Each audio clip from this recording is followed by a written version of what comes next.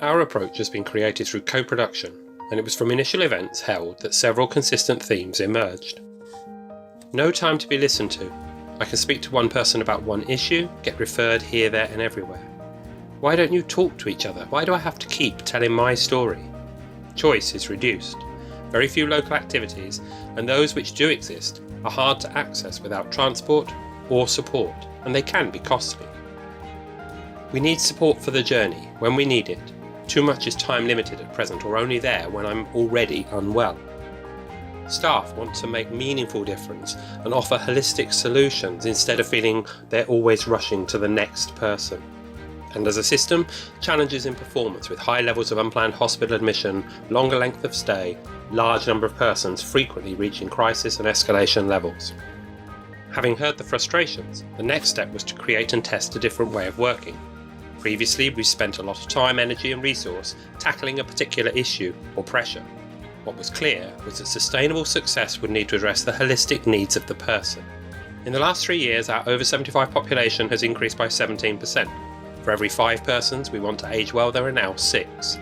Frailty levels and cognitive decline both increase at a faster rate the older we get, so continuing to do more of the same was not a viable option.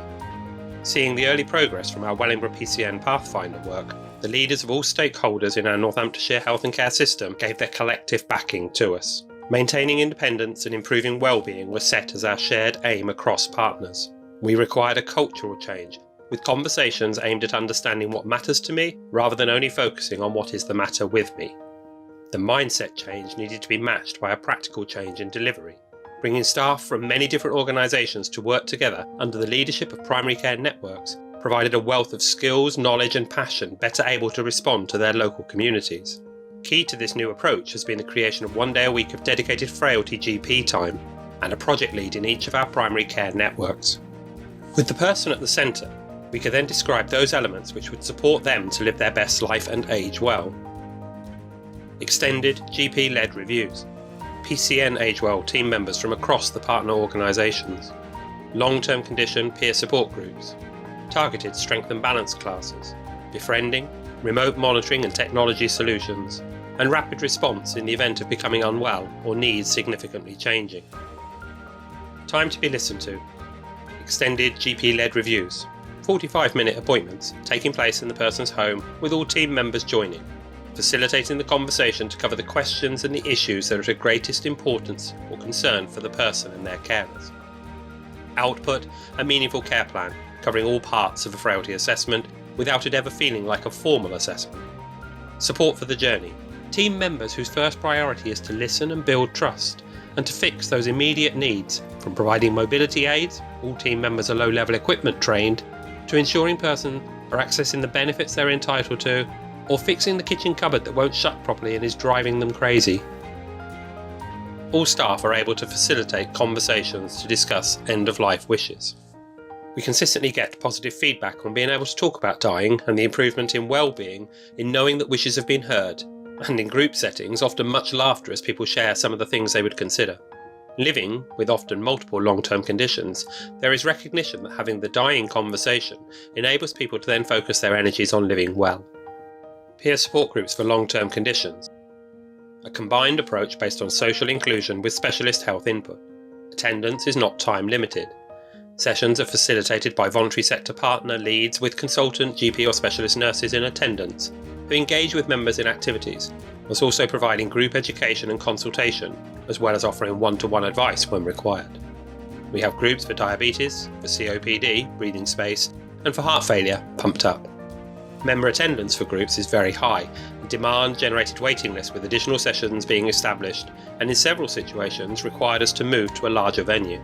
Our goal is for every person to be able to choose to attend, if they want to, a peer support group every fortnight within 5 miles of their home, and to have free transport to get there and back. As well as peer support groups for physical long-term conditions, we've established a new approach to supporting persons living with dementia and their families. Listening events told us that people wanted a solution which enabled the person living with dementia and their partner and carer to spend time together in shared facilitated activities. As with our long-term condition groups, this creates opportunities for in-reach health inputs, advice, guidance and one-to-one support. But also within each session enables carers to have time to share and support each other. In feedback received, we had a poem from a carer to a member of our Corby Memory Hub. It speaks of magic moments, memories revived.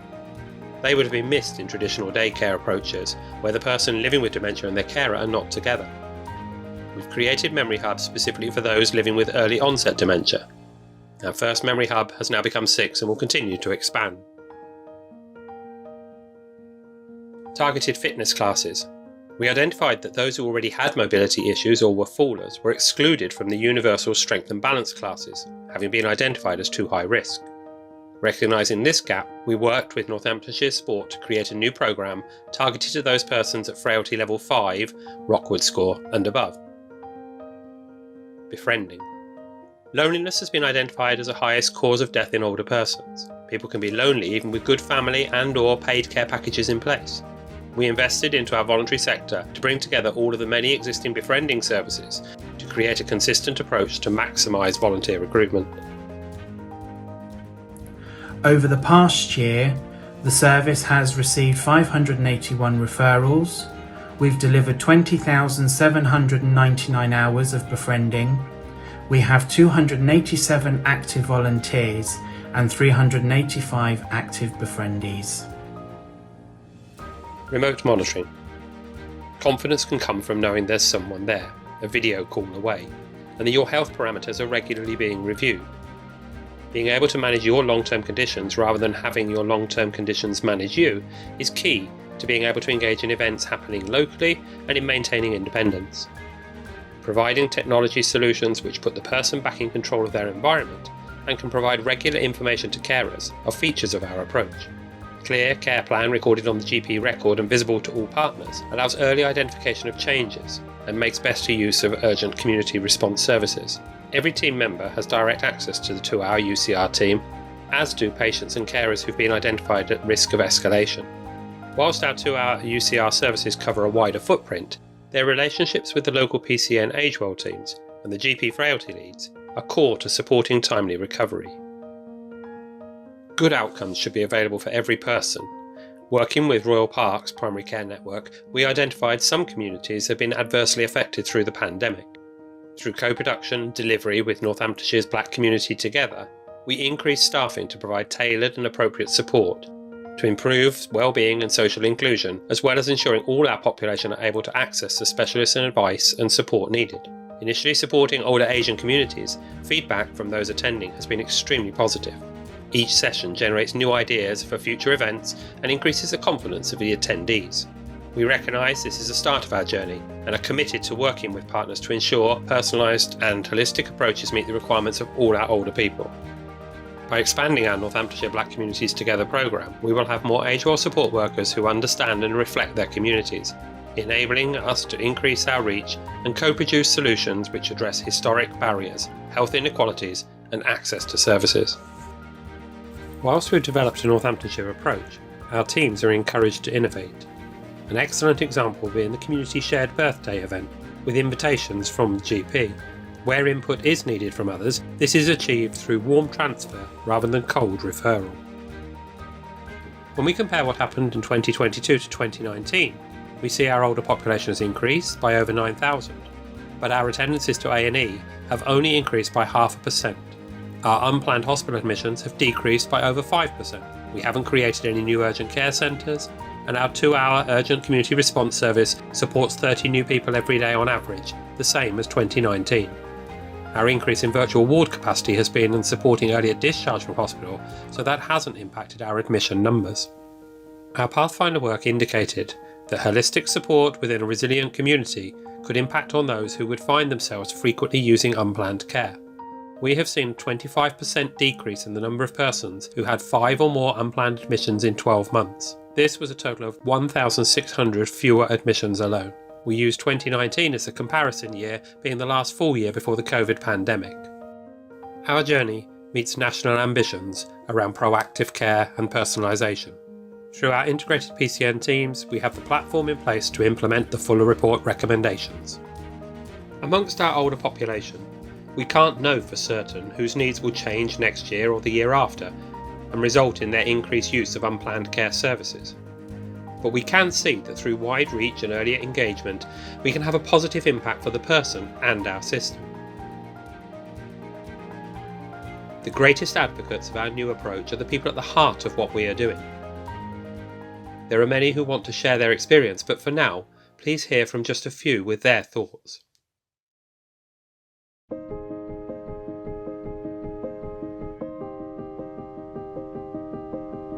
Yeah, my name is Rosemary Leonard. Been married 31 years. 31, 31 yeah. years, 32 yes. in December. December, that's right, yes. We've travelled the world. Yes, we have. And we always said there might come a time when we wouldn't be able to, but we'd have our memories. And we've now got wonderful memories, haven't we? It was good, it was good. It wasn't. It is still good, Rosemary. Several years ago, I detected that Rosemary was beginning to repeat herself, but you get to a point where you realise you need help. I wasn't sure of what help was available. I've now found that there is help, that there's a network of people who can help you. Working within the home, I think, is so important. Lauren can come in and she's part of the family. I would now say Lauren and her work with us is invaluable and has been invaluable. Coming into Michael and Rosemary's home, it's a real opportunity for us as Aging Well support workers to be able to see the living environment and day-to-day living. Without them, I don't know where I would be. I would be sinking. I would have great difficulty in being able to cope. I'm glad now I've got the support from you people. Yes, I am glad about that, and it relieves Michael quite a lot. I give my wholehearted thanks and support to Northamptonshire for taking the initiative to set up a scheme that, for me, has proved to be successful.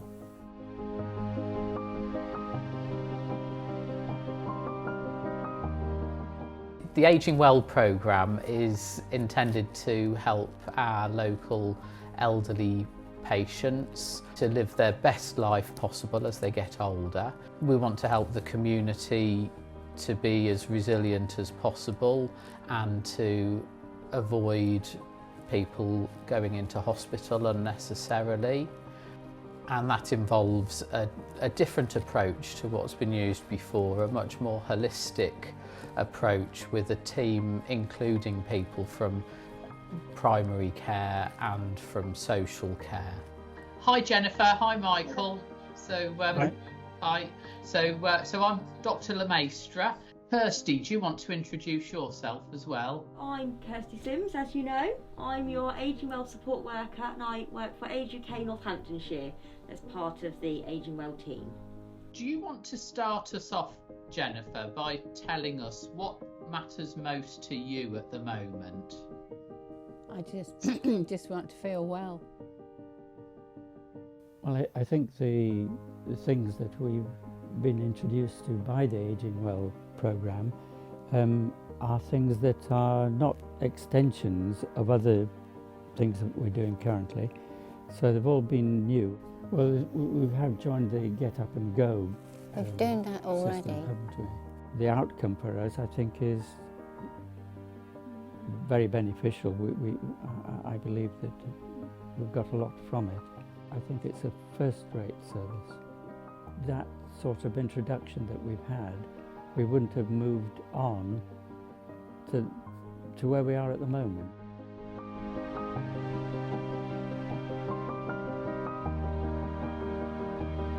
I just think that the Aging Well team has the right ingredients finally.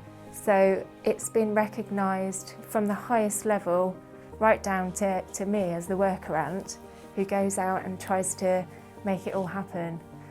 So today I've come along to talk to Catherine, who's an unpaid family carer for her dad and her mum. We were introduced to Louise, who came to our house and talked to all of us, and from that she sent a series of recommendations to help him. But one of the things that I've really impressed with the Aging Well programme is that The services are all integrated and it enables you to look at the whole holistic picture. I can't praise it highly enough, really, the support that we've had and the opening of our eyes as to what is available. The Ageing Well service has given me the reassurance and the confidence that Dad has been given the best possible care that he could be, and that the suggestions that have been made have given me more confidence to go out and get on with my life.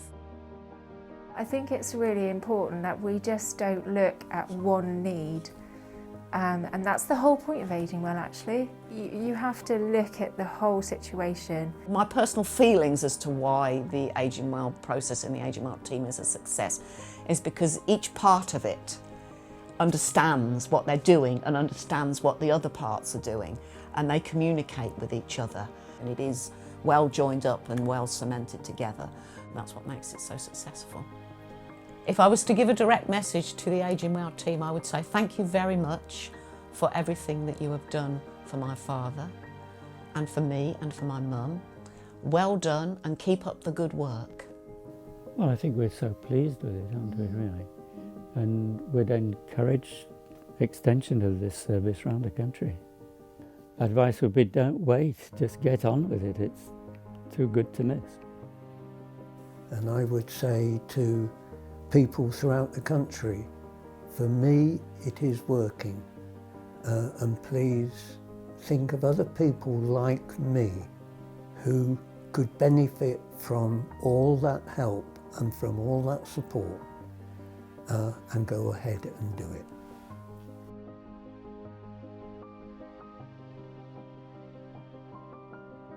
We've seen in Northamptonshire and are showcasing today some of the patient stories and experiences from this, just the impact it's made to people's lives.